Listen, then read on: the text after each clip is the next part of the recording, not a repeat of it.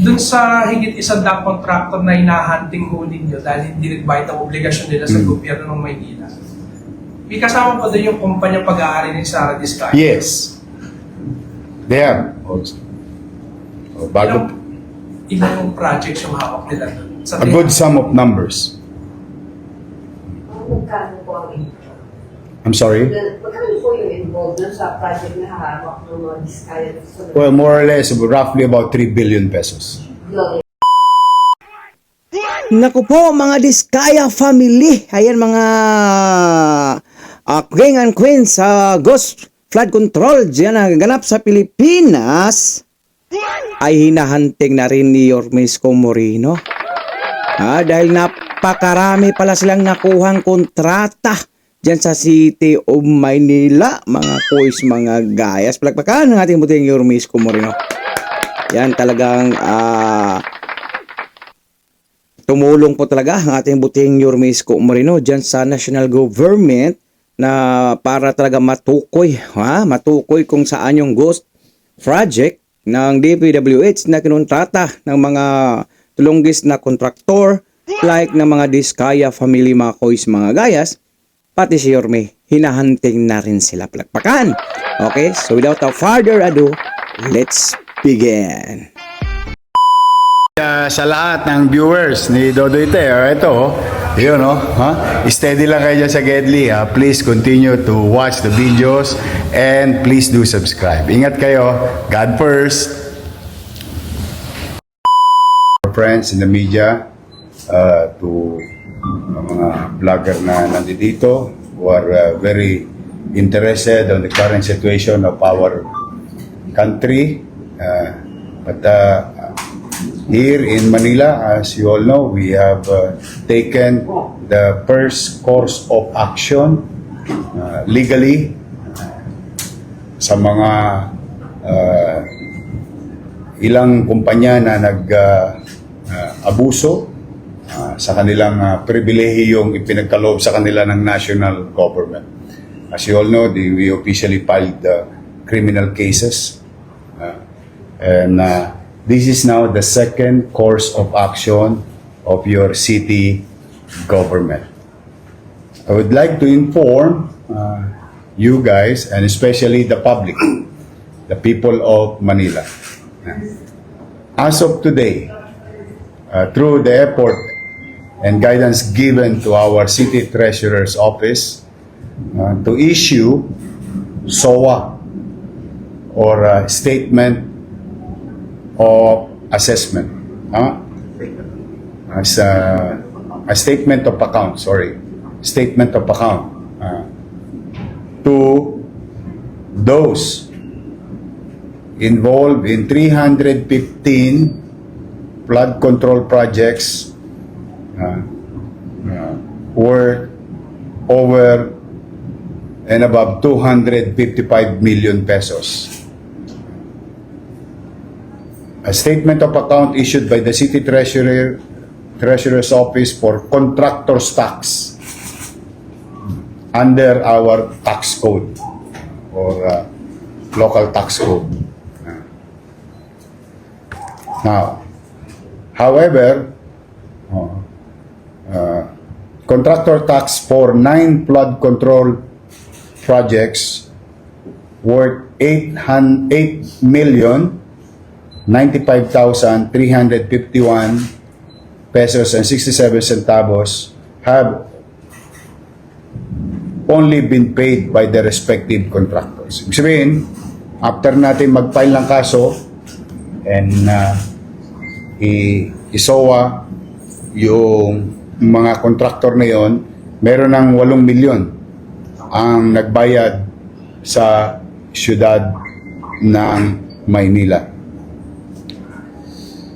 The flood control projects identified by the Office of City Treasurer were from 2004 carry over 2025 projects, as well as prior years projects. So that is, remember the 2022-2023, based on the isumbong sa pangulo.ph website.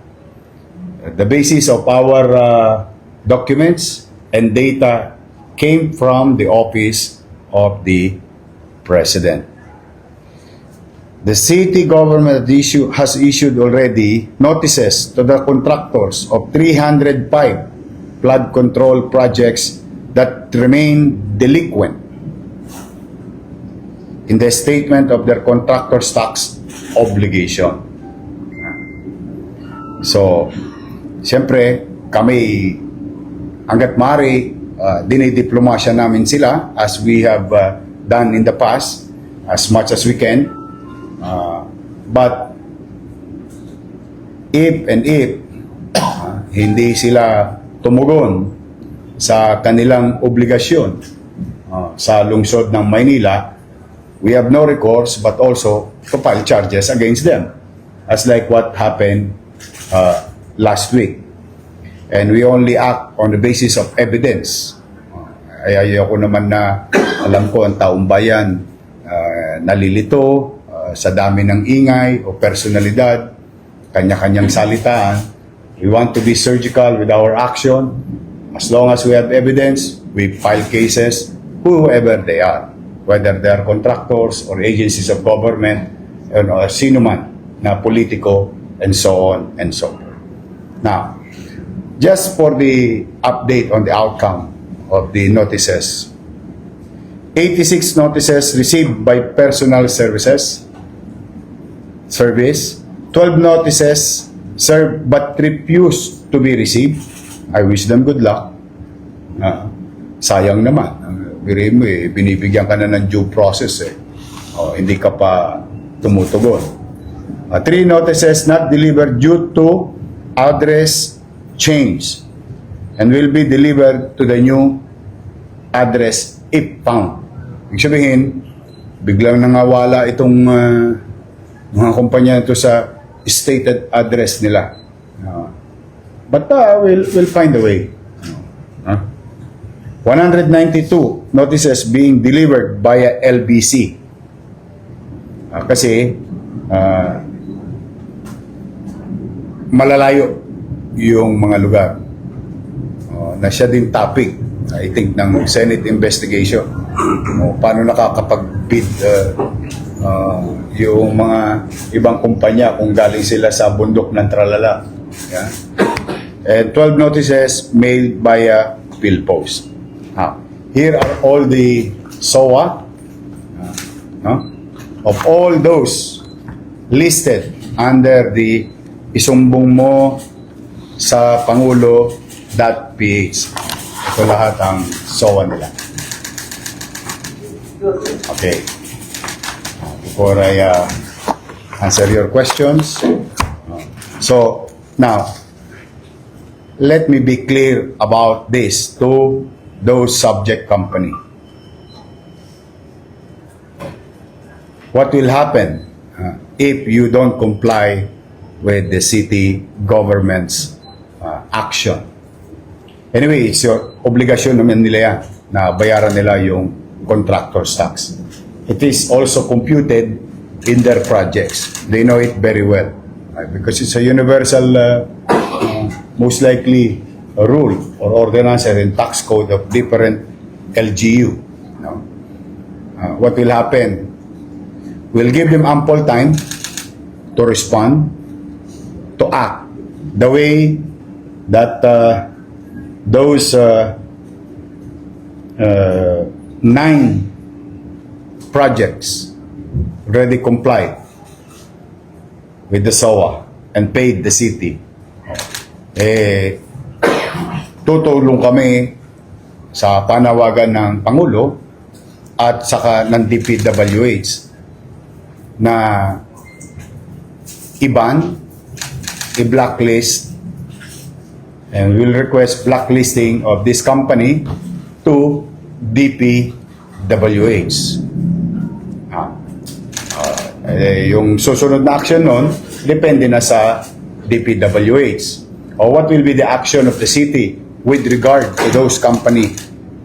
Yun naman. O yung aming kakayanan.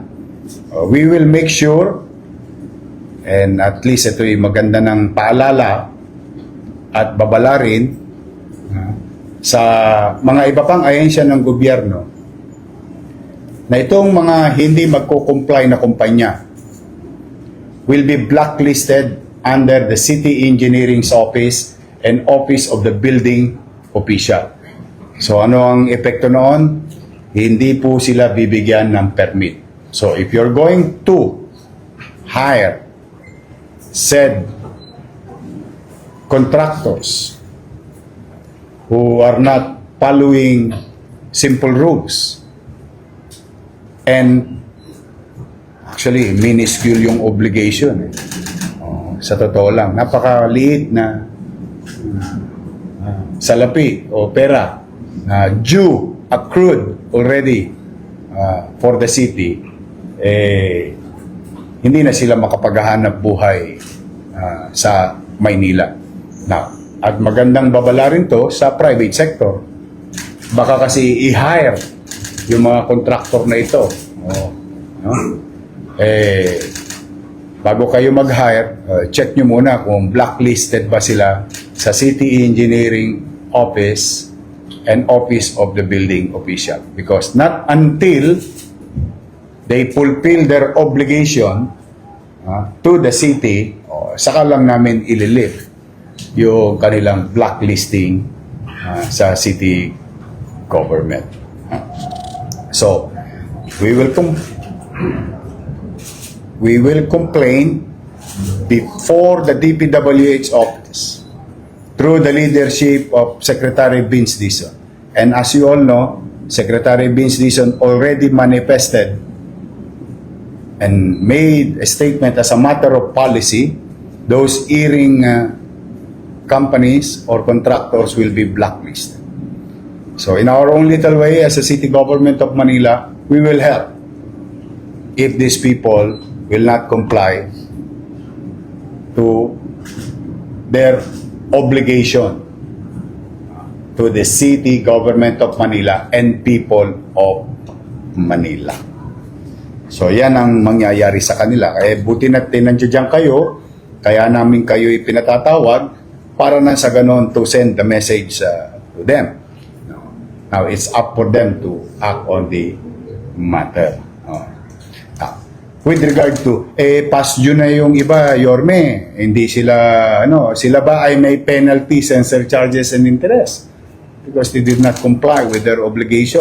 Maaari, pero the good thing about the city of Manila today, since July 1, through the effort of the Sangguniang Panglungsod, also come up with general amnesty program. Your city government issued a 6-month general amnesty program. So, if I were them, it is cheaper to pay today than the after the prescribed period. Kasi, alam mo, malaki-laki yan. Pag lolobo yan, baka maging billion bigla yan. Dahil sa non-compliance. Sila ba'y makatatakbo? Sila ba'y makapagtatago? Pag nakita talaga yung bad intent ng ownership, they may or might face criminal charges. Ngayon, obligasyon pa lang yung hinihingi namin. Ang repercussion ng performance of it ay yung negosyo nila malilimitahan. Pag sila'y nakapagmatigasan, we have no recourse but to go after them. Legally, or may face criminal charges. Third, we are now finalizing with regard to GLC. After filing criminal complaints against them, we are now finalizing our claim, civil claim, with regard to our property damaged by the said contractor. So yun po ang update ang ginagawa ng inyong pamahalang lungsod ng Maynila. And I'm happy to answer your questions. Yes. Good afternoon po, Your Way. Luisito Santos from GMA DCWD. Clarification na po, no? 315 flood control projects, ilan po yung contractor na pinag-usapan po doon? Ilan po yung inisyuan ng SOPA? More or less about a little less than 100. Kasi some have multiple contracts. Some. Like Chelsea, for that matter, and all other. Meron silang mga multiple contracts with the DPWH, horizontal and vertical projects. Ilan na po yung, binanggit nyo po 8 million na po yung na-collecta mula Yes. sa 255 million na obligasyon ng mga... Total obligation. No? Ilan po yung mga kontraktor na nakapagbayad na? Or Siyam. na po? Siyam na company po. Anong taon po ulit yung ano? Yung sa Okay. akin? There are so many years. Basta this is between 2022 to 2005 done. Sabihin, as like I have presented to you before, under the sumbong mo sa Pangulo.ph website, may mga natapos na. We are going after them. Meron naman mga ongoing.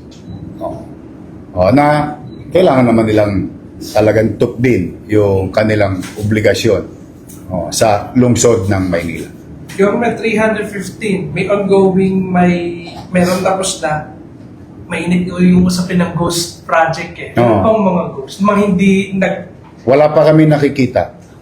Pero to confirm if it is substandard or not, I will let the scientists and specialists to assess that. And I think I don't want to disturb Senate hearing because they are doing a very good job already.